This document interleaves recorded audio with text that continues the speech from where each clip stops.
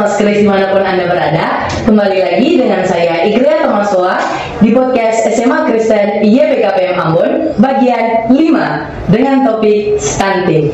Nah teman-teman, di hari ini dia tidak sendiri nih di studio, tapi dia kedatangan salah satu anggota dari organisasi yang ada di sekolah, yaitu organisasi PIKR.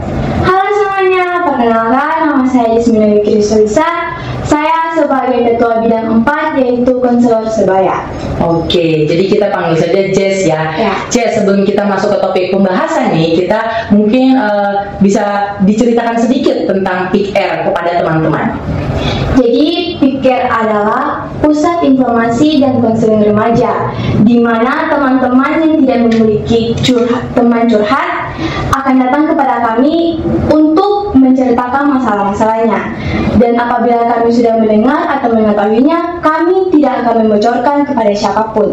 Oke, jadi memang PIKR sendiri adalah sebuah organisasi yang dimana menjadi wadah untuk para remaja teman-teman yang tidak memiliki tempat curhat, agar PIKR ini sendiri menjadi wadah untuk tempat curhat dari teman-teman ini.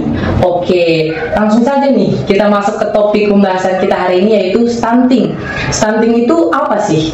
Oke, jadi stunting itu adalah keadaan seseorang yang tinggi badannya tidak sesuai dengan usianya, namun pendek belum tentu stunting. Oke, jadi stunting sendiri adalah keadaan di mana seseorang itu tidak mencapai tinggi yang seharusnya ia capai di umurnya, tapi yang pendek-pendek belum tentu stunting nih. Oke, kira-kira bisa dijelaskan ya sih prevalensi ya kalau nggak salah stunting di Indonesia dan di WHO. Oke, jadi pada tahun 2001 angka prevalensi di Indonesia mencapai 24,4%.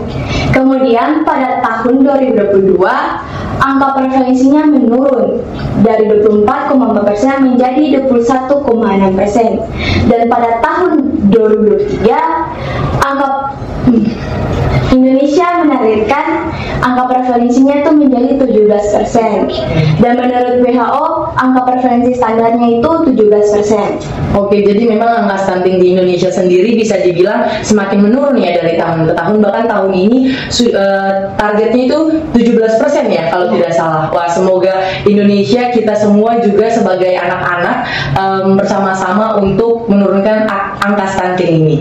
Oke, kira-kira stunting ini memiliki ciri-ciri seperti apa sih?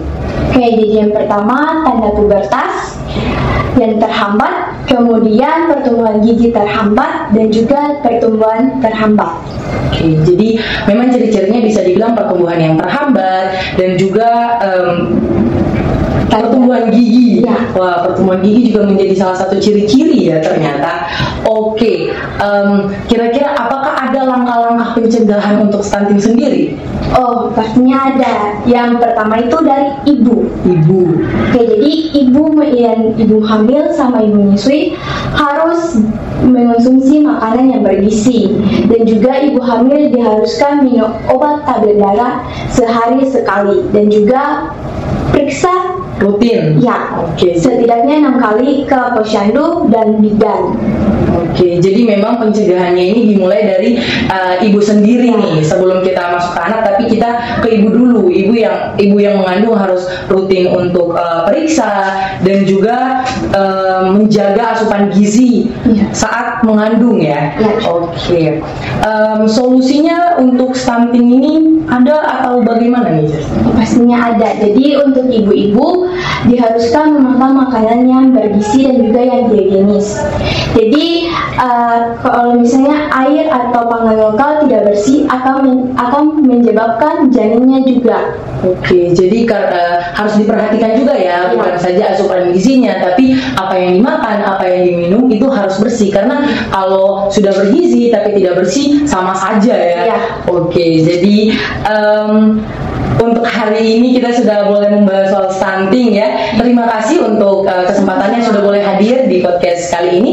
Dan untuk teman-teman, sampai jumpa di bagian selanjutnya.